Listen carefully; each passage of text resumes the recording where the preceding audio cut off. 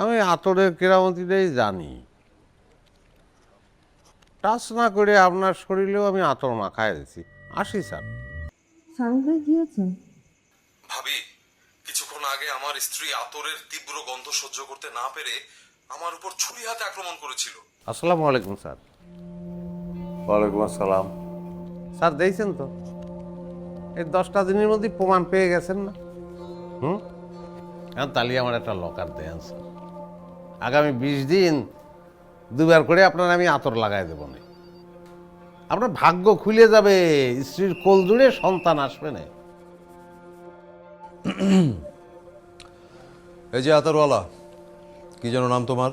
Sir আমার নাম হচ্ছে মসনদ বিন শমশের আলী। নামটা জটিল কিন্তু মানুষটা সহজ। শমশের আলী, তোমার এই ধরনের আচরণ আর এইসব ইমোশনাল ব্ল্যাকমেইল তুমি অন্য কোথাও যেয়ে করো, ঠিক আছে?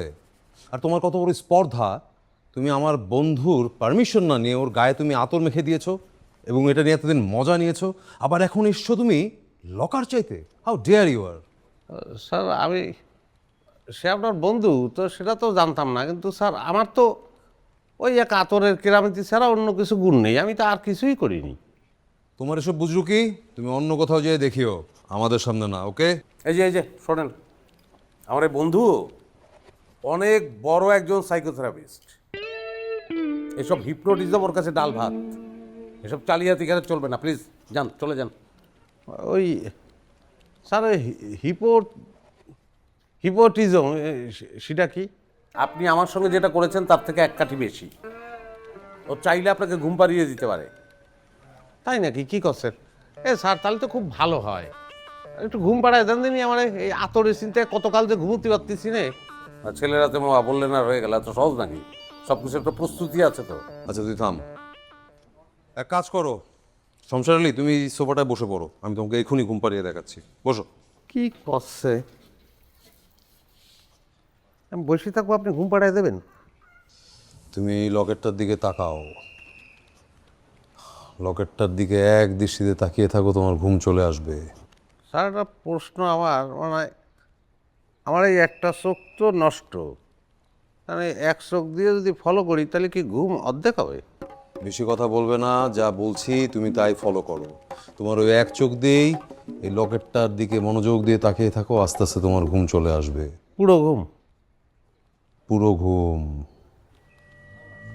তোমার চোখ ভারী হয়ে আসছে, তোমার শরীর ভারী হয়ে আসছে, তুমি চোখ বুজে ফেলো আস্তে আস্তে।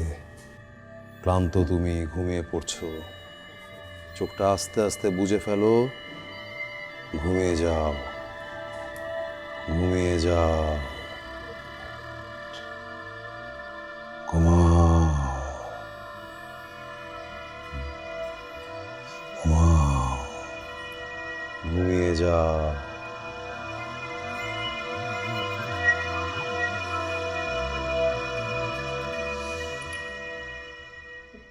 এই মেয়েটা তো সত্যি সত্যি ঘুমিয়ে পড়েছে। দেখেছিস, এই লোক হচ্ছে খুব নিম্নমানের হিপনোটিজম জানে। তোকে দুর্বল পেয়ে তোর উপরে অ্যাপ্লাই করে ফেলেছে, আর তুইও কাত হয়ে গিয়েছিলি। এখন দেখ নিজেই বেঘরে ঘুমোচ্ছে।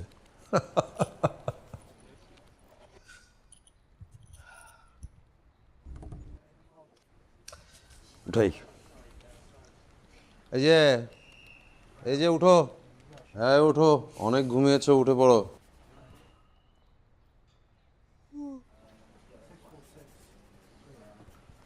স্যার খুব ভালো খেলা দেখাইছেন।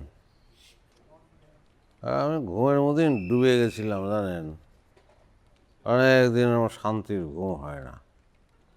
এই বিদ্যেটা আমার জানা নেই জানেন, খুব আফসোস। আমি আতরের কেরামতিটাই জানি। টাচ না করে আপনার শরীরেও আমি আতর মাখায় দিছি। আসি স্যার। আসসালামু আলাইকুম।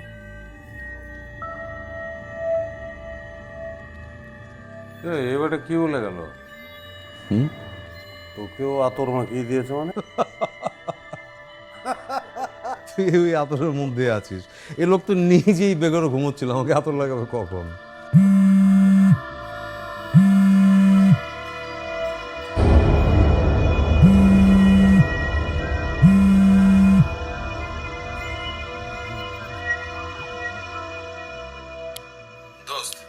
আতরের প্রভাব আমার উপরও কাজ করা শুরু করেছে।